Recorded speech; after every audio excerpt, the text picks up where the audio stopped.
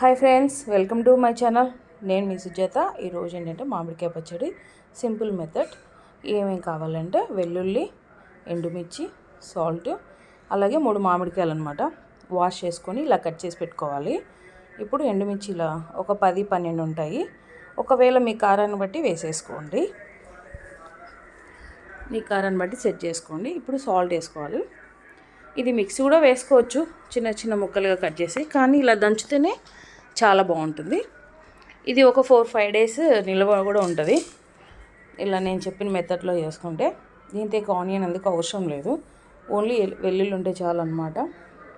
Super ఉంటుంది. ఇలా దంచేసుకోవాలి. ఇలా మామిడికాయ వేసేసుకొని దంచేసుకోవాలి. అప్పుడు ఆ పొడి కూడా నలుగుతుంది అనమాట మామిడికాయతో పాటు. ఇలా 1 by 1 వేసుకుంటూ దంచుకోవాలి. చాలా బాగుంటుందండి. ఇది వేపేసుకొని 3-4 డేస్ వరకు నిల్వ పెట్టుకోవచ్చు. ఈరోజు దంచుకొని రేపు పొద్దునకైనా చాలా టేస్ట్ ఉంటుంది. పోపు వేసుకుంటే, పోపు వేసుకోకుండా కూడా తినేయచ్చు, టేస్ట్ బాగుంటుంది. ఇలా అంతా దంచేసుకోవాలన్నమాట, ఒకదాని తర్వాత ఒకటి. దీన్ని తురిమి కూడా చేసుకోవచ్చు అండి. మామిడికాయ పీల్ తీసేసి తురుముకొని కూడా చేసుకోవచ్చు. కానీ ఇలా దంచితేనే మనం తినేటప్పుడు పంటి కింద అక్కడక్కడ పడుతూ బాగుంటుంది అనమాట. మరీ అంత ఒకరు ఏం చేయలేదు, మంచిగా దంచాను అనమాట.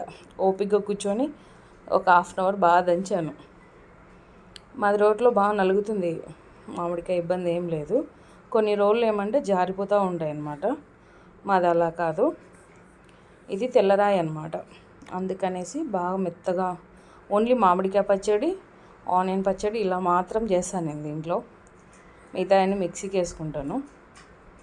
ఇప్పుడు మామిడికాయ సీజన్ కదా, అందుకని ఇలాగా. ప్లీజ్ అండి, నా ఛానల్ లైక్ చేయండి. నా ఛానల్ లైక్ చేసి నాకు సపోర్ట్ చేయండి. నా ఛానల్ సబ్స్క్రైబ్ చేసుకొని బెల్ ఐకాన్ క్లిక్ చేయండి.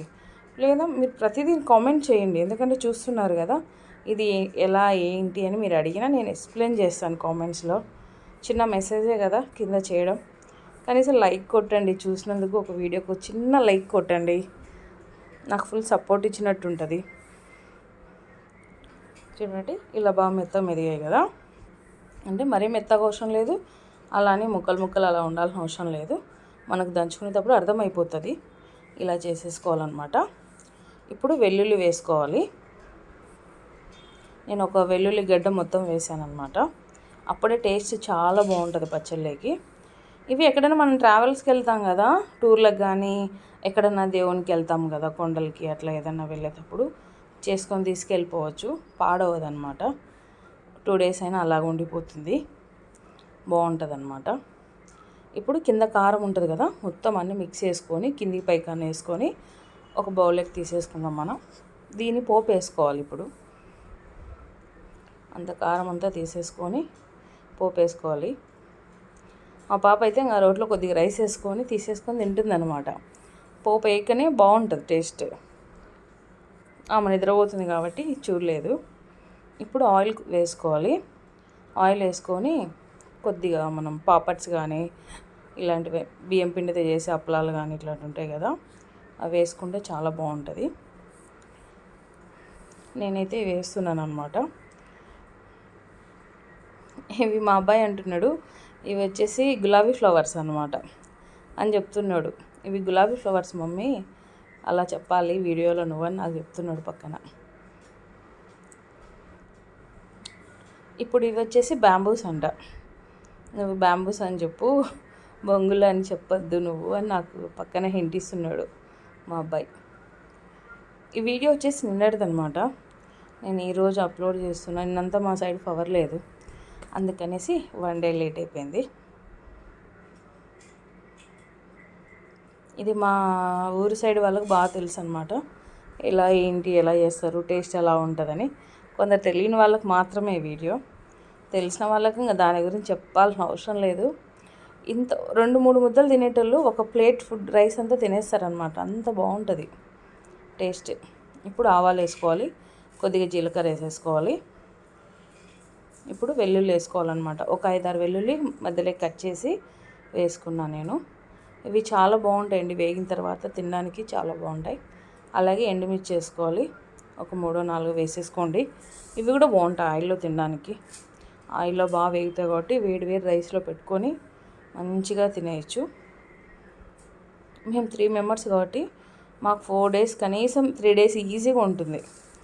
ఇప్పుడు పచ్చడి వేసేసుకోవాలి. ఇదేంటంటే కింద ఎలా చేయాలనేది అంటే, ఆయిల్లో మొత్తం వేస్తే ఫస్ట్ ఆయిల్ అంతా వీడ్ చేస్తుంది అనమాట.